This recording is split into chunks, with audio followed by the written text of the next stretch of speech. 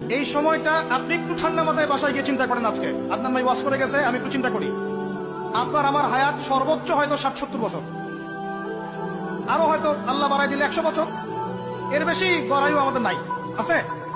এখন আপনার বয়স কত? কারো 20, 25, 30, 40, 50, ঠিক না ভাই? এখন আপনি বাসায় গিয়ে চিন্তা করে দেখেন, যদি আমাদের হায়াত হয় 60 বছর, আল্লাহ আমাদেরকে যেন দীর্ঘ নেক হায়াত দারাজ করেন। আমি আমাদের ভাইদেরকে, বোনদেরকে, ওলামায়ে কেরামকে, আমাদের নেতাদেরকে, সবাইকে আল্লাহ পাক দীর্ঘ নেক হায়াত দারাজ করেন। এখন কথা হচ্ছে, যদি ধরে নেই যে আমাদের হায়াত 7 বছর, আপনার আমার বয়স থেকে কিন্তু 30, 40, 50 বছর অলরেডি চলে গেছে। এখন চিন্তা করবেন যে এই সময় যেটা চলে গেল, এই সময়ের মধ্যে আমি কতটুকু নামাজ পড়েছি, কতটুকু রোজা রেখেছি, যাকাত দিয়েছি, কতটুকু হজ ফরজ হয়েছে করেছি কিনা, দিনের পথে আমার অবদান কি, দিনের পথে আমার অবদান কি, আল্লাহর দিনকে যে আল্লাহ সাহায্য করতে বললেন আমি কি করেছি। এই 60-70 বছরে কত পাপ করেছি হিসাব নাই। এই পাপগুলো লিস্ট করেন, দেখেন চোখ দিয়ে পানি ঝরতে থাকবে।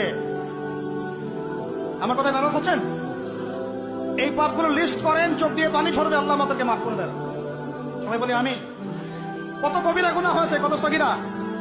তবে সন্তুষ্টির কথা এটাই, যদি এটা উপলব্ধি হয় যে না ভুল হয়ে গেছে, আপনি ওযু করে আসেন, 2 রাকাত নামাজ পড়েন, আল্লাহর কাছে ইস্তেগফার করেন, বলেন আস্তাগফিরুল্লাহ আল্লাযী লা ইলাহা ইল্লা হুয়াল হাইয়ুল কাইয়্যুম ওয়া আতুবু ইলাইহি। আল্লাহ পাক এক মুহূর্তে আপনার সব পাপ তো মাফ করে দিবেনই।